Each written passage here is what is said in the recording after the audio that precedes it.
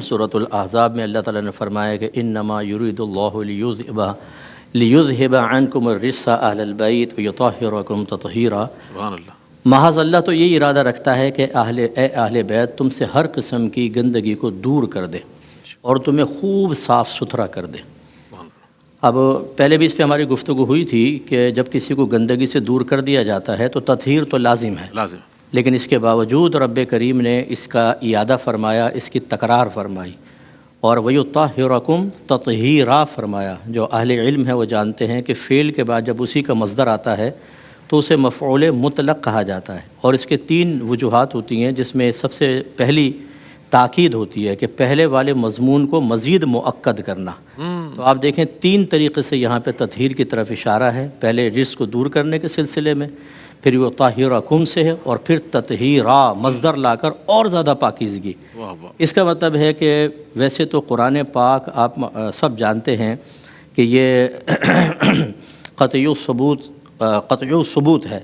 بعض وقت قطعی الدلالہ بھی ہوتا ہے، ظنی الدلالہ بھی ہوتا ہے جیسے آیات معولہ، لیکن قطعی ثبوت ہونے میں تو کوئی شبہ نہیں ہے۔ جب قطعی ثبوت ہونے میں یعنی اللہ تبارک و تعالیٰ سے اس کے ثابت ہونے میں کوئی شبہ نہیں ہے تو کنفرم ہے کہ یہ تو اللہ کا کلام، اس میں شبہ ہو ہی نہیں سکتا۔ اس کے باوجود اللہ تبارک و تعالیٰ کا تحریری تاکید لانا ثابت کرتا ہے، اللہ اکبر، کہ اے نہ کرو کہ جتنے اہل بیت ہیں اللہ نے انہیں پاک و صاف کر دیا۔ سبحان اللہ، سبحان۔ اور ہمارا اس پہ کلام ہو چکا ہے کہ اہل بیت کے اول مصداق ازواج مطہرات ہیں، کیونکہ جو سیکوینس میں آیات چلتی آ رہی ہیں وہ اہل بیت اطہار کے جو ازواج مطہرات ہیں ان کے سلسلے میں۔ اور حضرت اکرمہ رضی اللہ تعالیٰ عنہ سے مروی ہے، حضرت ابن عباس رضی اللہ تعالیٰ عنہ فرماتے ہیں، اور حسن ہے، اس کی سند حسن ہے، وہ فرماتے ہیں یہ آیت خاص طور پر اہل بیت اطہار کے لیے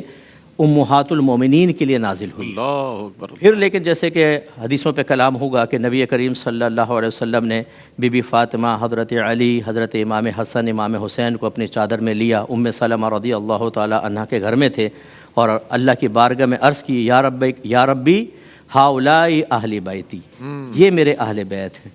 اذہب عنہم الرجس، ان سے گندگی کو، ہر قسم کی گندگی کو دور کر دے، وطہرہم تطہیرا، اور انہیں خوب پاکیزہ کر دے۔ اس کا مطلب ہے کہ ازواج مطہرات کے لیے تو نص قطعی سے ثابت ہوئی،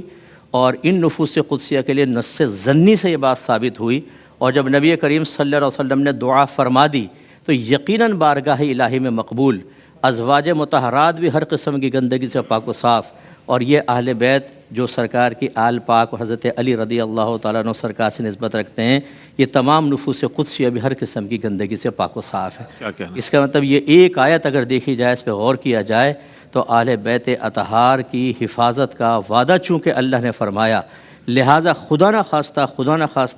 خواستہ اگر کوئی کسی بھی چیز کی نسبت ان کی طرف کرتا ہے، کسی غلط چیز کی نسبت کرتا ہے، کسی کی طرف بھی کرتا ہے، میں ہمیشہ ایک بات، بس ایک منٹ آپ کو لوں گا، میں ہمیشہ عرض کرتا ہوں، دیکھیں اللہ تبارک و تعالیٰ قدیم، اس کی صفات بھی قدیم، اللہ تعالیٰ کا علم بھی قدیم، اس کا ارادہ بھی قدیم، اس کا کلام بھی قدیم۔ ابھی ازواج مطہرات عالم ارواح میں بھی نہیں آئی ہیں، اہل بیت اطہار دیگر جو حضرت علی، بی بی فاطمہ، حسن و حسین، یہ بھی عالم وجود میں بھی نہیں آئے ہیں۔ اللہ نے ازل سے اعلان فرما دیا، اللہ نے ان سے ہر قسم کی گندگی کو،